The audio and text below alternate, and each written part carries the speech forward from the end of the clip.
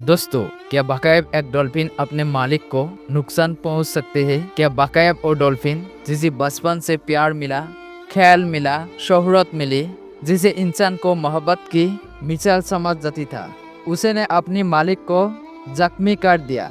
क्या यह मोहब्बत का अंत था या इसके पीछे कोई और राज छुपा था? आइए पूरे हकीकत जानते हैं। वीडियो को आखिर तक जरूर देखें। यह कहानी है जेसिका नाम की एक ट्रेनर और उसकी सबसे प्यारी साथी एक समझदार डॉल्फिन ओकरा की।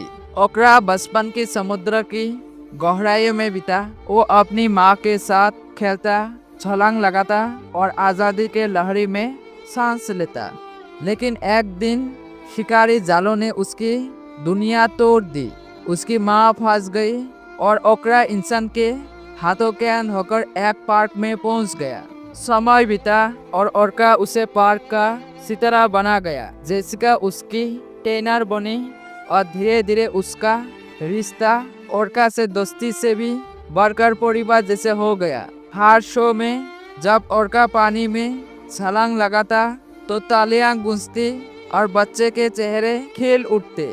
जेसिका उसे दुलारती, सहलाती और कहती, तुम सिर्फ डॉल्फिन नहीं हो, मेरे लिए मेरे जान हो।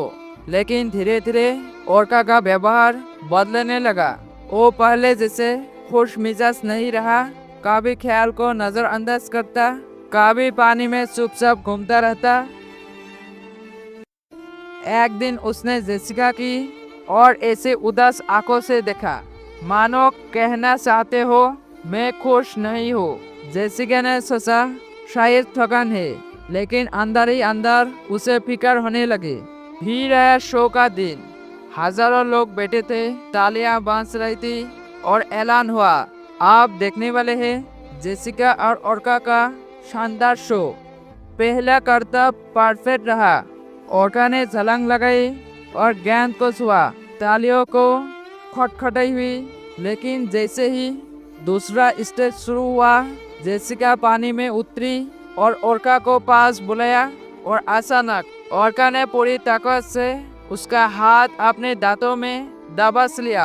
जेसिका चीख पड़ी, खून पानी में फैल गया। लोगों को लगा ये शो का हिस्सा है। वो हंसते रहे, तालियां बजाते रहे, लेकिन हकीकत बहुत डरावनी थी। ट्रेनर दौड़े, पानी में कूदे और बड़ी मुश्किल से ओरका को अलग किया। जेसिका बेहोश हो चुकी थी, उसका हाथ पूरी तरह जख्मी था। खबर फैल गई, डॉल्फिन ने अपनी ट्रेनर पर हमला कर दिया। लोग हैरान थे, क्या बाकायब डॉल्फिन इंसानों के लिए खतरनाक होती है? क्या उसकी मोहब्बत झूठी थी? होश में आते ही जेसिका ने सबसे पहला सवाल ये किया, ओरका कहाँ है? क्या वो सुरक्षित है? जब लोगों ने कहा कि उसे अलग कर दिए गए हैं, तो उसकी आंखों में आंसू आ गए। उसने कहा, वो खतरनाक नहीं है। उसने ऐसा क्यों किया? मुझे जानना है। दोस्तों, सच्चाई ये थी कि ओरका ने नफरत में हमला नहीं किया। वो एक कैदी थी जिसकी आज़ादी छीन ली गई थी।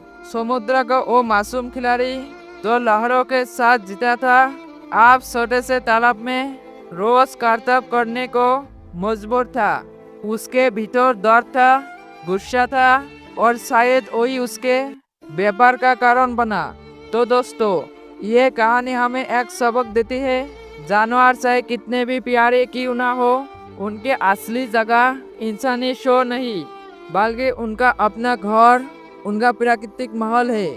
मोहब्बत का मतलब उन्हें कैद करना नहीं, बल्कि उन्हें उनकी आज़ादी लौटना है।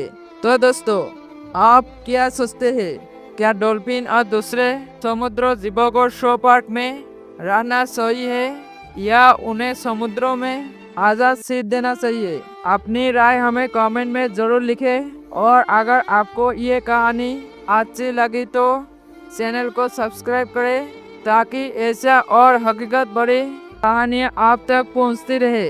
मिलते हैं अगली वीडियो में।